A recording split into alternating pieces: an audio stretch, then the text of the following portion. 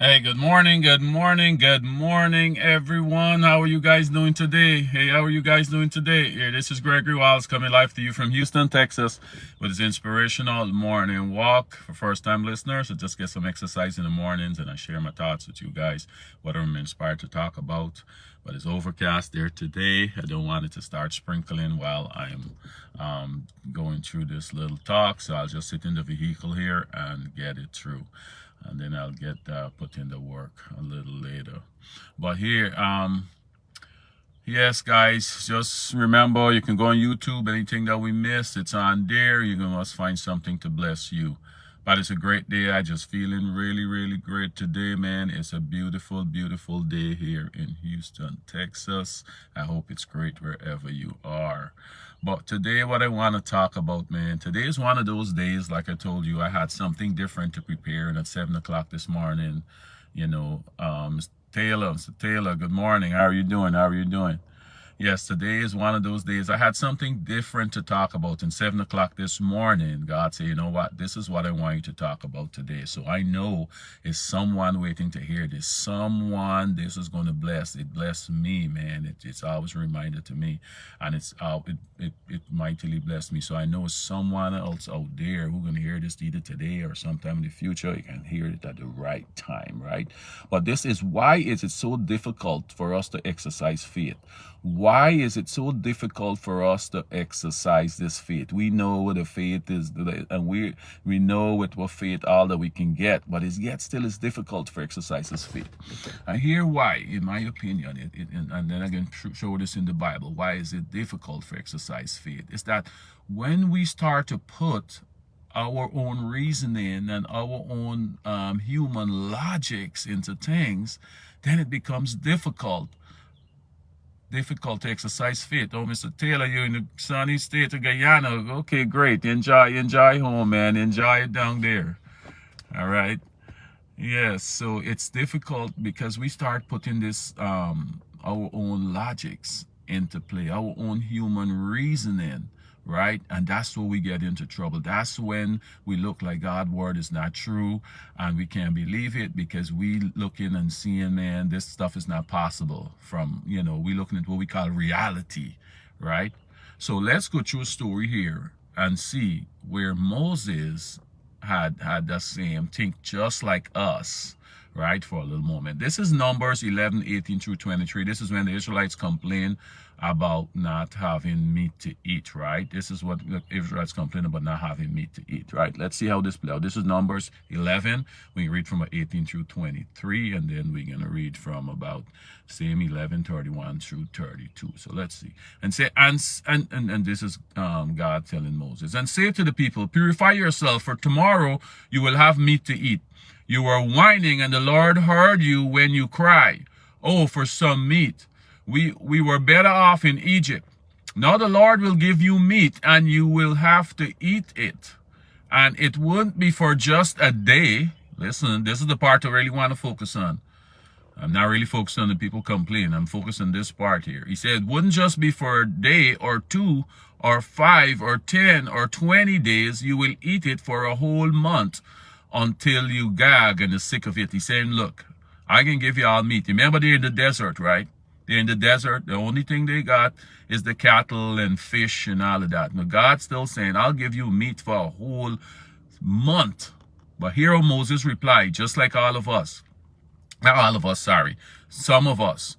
This is how Moses replied, right? Even Moses make this mistake too, right? That a lot of us make. But Moses responded to the Lord, there are 600,000 foot soldiers here with me, and yet you say, I will give them meat for a whole month. Moses, like, God, is 600,000 soldiers, not counting the women and children. Are you saying you're going to give us meat for eat for a whole month? Here, Moses, now, even if we butcher all the flocks and the herds, would that satisfy them? He's saying, Moses, and all these flocks and the herds we got here, if we kill everything, it still can't even feed them properly for a day. He said, even if we catch all the fish in the sea, would that be enough? Moses saying, God, what are you talking about, man? You're talking about not 1 day, not 2 days, not 5 days, not 10 days, not 20 days, but you're going to provide meat for these people for a whole month. Where are you getting the meat from? I don't have enough cattle here. They ain't got enough fish in the sea. Are you talking about you going to provide? God, you're going crazy. What are you talking about? And here God respond.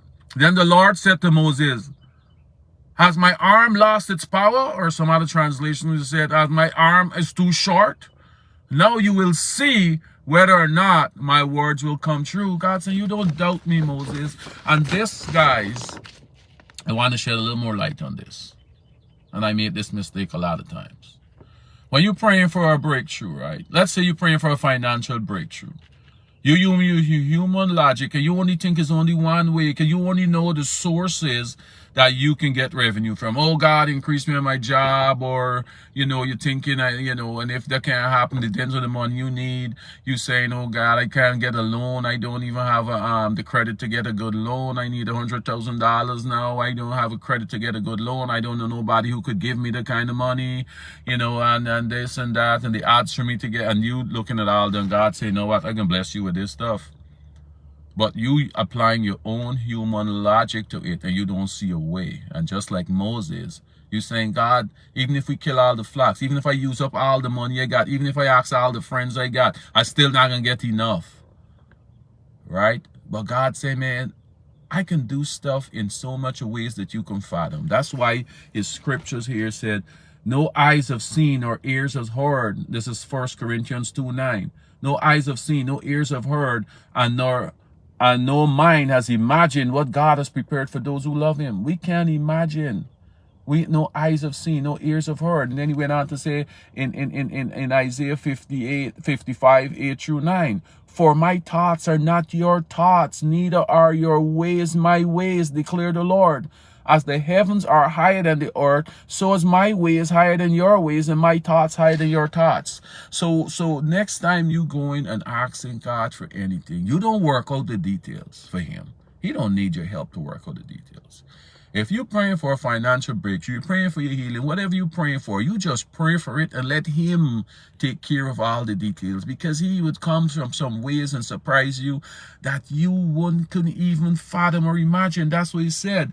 You can't even imagine the things I can do for you and the ways how I can do it. Don't limit me and say, oh, I just want to increase in my job and I want... No. He said I could give you more than what your job I could put right now in your hands. A whole year's worth of your salary in 1 day. I can do that, right? So let's see how we provide this meat for them, where Moses was so bamboozled and wonder how he can do it, right? Because Moses, no, I'm in the desert here. The only thing we got is this fish and our cattle in terms of meat. Right? This is all I can see, and it's not enough. Right? So here. So now this is Numbers 11:31 through 32. It said, now the Lord sent a wind that brought quail from the sea and let them fall all around the camp. For miles in every direction there were quail flying about, 3 feet above the ground. So the people went out and caught quail all that day and brought and throughout the night and all the next day. So you see, God said, look, I got ways I can do things that you can't even imagine. My thoughts are not your thoughts. Then he went on to say Ephesians 3:20 through 21. Now to him who's able to do exceedingly abundantly above all that we ask or think. Above all that we ask or think. You ask him for $5. He said, man, you ask him for $5, I'll give you 100. I'll give you 1,000. Above all that we can ask or think, according to the power that works in us. According to that power that works in us. How much we believe it, right? And a lot of people make this mistake when they realize the situation look impossible, and every way how they think that they can't get out of this situation, then they turn to other gods, and they go to a psychic for a read, and they go to somebody to do something for them, for change the luck and the buying luck, and this person tell them bring so much money, and that's what we do. God say, man, I can do above and beyond what you're thinking about. Your thinking is not my thinking. Your ways are not my ways. Just like, oh, heaven is high above the earth, so is my ways above your ways. So when you go into him, man, that's what this faith thing, that's why it's difficult for us to exercise this faith. when we start applying human logics to the equation. Like one teaching that I did before, God does impossible math. He does impossible math. One plus one to him might add up to be 100. He do impossible math. So please take out your human logics anytime you're praying for something. Take out the human logic. You don't figure out how it's going to happen. You pray and trust these promises here, and it's going to happen. I remember this guy, listened to Kevin Ewing. He said one time this investment come up. Had no money, but a great investment had came up. And he said this is a great investment. You know, he feel God leading him to do it, but he had no money. He said, but he tell the people, well, I'm interested. What's my share? Share was a couple $1,000s. And it's like, okay, but I have none of it. So he said he was in the bank studying how he can get this money, but he just know I'm going to get this money from somewhere. And he went into the bank trying to get a loan, and a friend called him up, same thing, was now going up to the teller. He said, man, he said he didn't even want to answer the phone.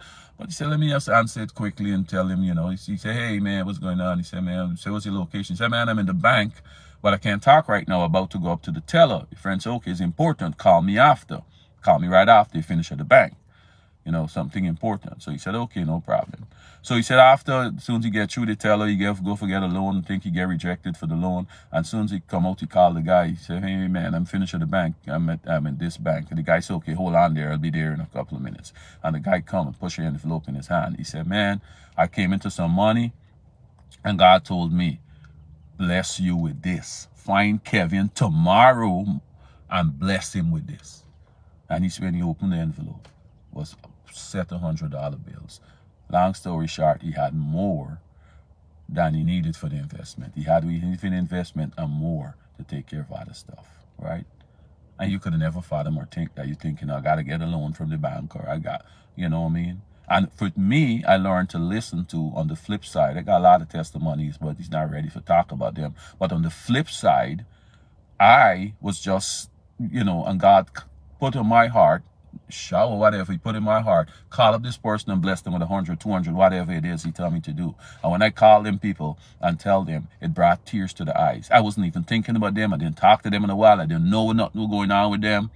But he called me and tell me many occasions. And he called me and tell me, check this person, just get him. You don't ask nothing. Just tell him, I tell you to bless them with this. And it brings tears to people's eyes. Because I say, like, how did you know? How did you know I was going through this? How did you know? It's like, I don't know. I just trying to be obedient. I just trying to be obedient. And I ain't asking no questions or nothing. But he said, bless you with this. And I bless you with it. And lots of time that happened to me. And I'm going to one day talk all these great testimonies that I have on how we work in my life. So that's why I could tell you guys this thing with passion. Because I live in it and I know it. And it's tested and it's proven, right, guys? So, guys, just hold on that. Don't limit him. Don't limit him. Don't put human logic to anything, because you will always go wrong. You can't imagine. He said it his own self in 1 Corinthians 2:9. No eyes have seen, no ears have heard, and no mind has imagined what God has prepared for those who love him. So you can't imagine it, you can't see it, nor you never hear it. So just trust, just have the faith, and take out human logics out of the equation.